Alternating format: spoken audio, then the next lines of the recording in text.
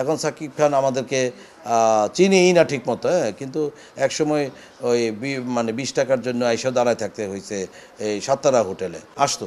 তবে তার মধ্যে ইচ্ছা শক্তি, মানে সে কাজ করার প্রবণতা, এটা মারাত্মক ছিল। বাংলাদেশের চলচ্চিত্রের রাজা শাকিব খান, আজ তিনি কোটি ভক্তের ভালোবাসায় ঘেরা এক সুপারস্টার।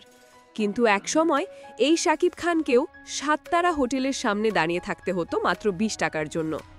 একসময় তার হাতে টাকা ছিল না, ঘরে ফেরার উপায়ও ছিল না। তখন প্রতিদিন একজন বন্ধুই তাকে 20 টাকা করে দিতেন, শুধু যেন সে সেদিনের মতো টিকে থাকতে পারে, স্বপ্নটাকে বাঁচিয়ে রাখতে পারে। সেই সময় শাকিব খান সকাল থেকে রাত অবধি প্রডিউসারদের দরজায় ঘুরেছেন, ডিরেক্টরদের সামনে দাঁড়িয়েছেন শুধু একটা সুযোগের আশায়। হিরো হওয়ার ইচ্ছাটা ছিল ভয়ঙ্কর রকমের প্রবল।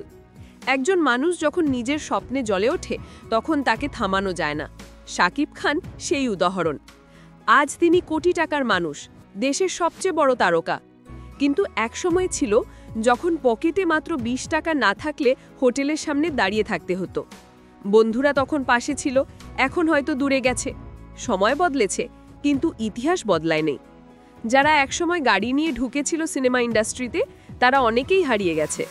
আর যারা পরে এসেছিল, তারাই আজ গাড়ি চালিয়ে যায়। শাকিব খান তাদেরই একজন। এটাই বাস্তব জীবন। স্ট্রাগল ছাড়া কোনো সাফল্য আসে না। আজকের এই শাকিব খান সেই 20 টাকার স্ট্রাগল থেকে গড়ে ওঠা এক জীবন্ত প্রেরণা।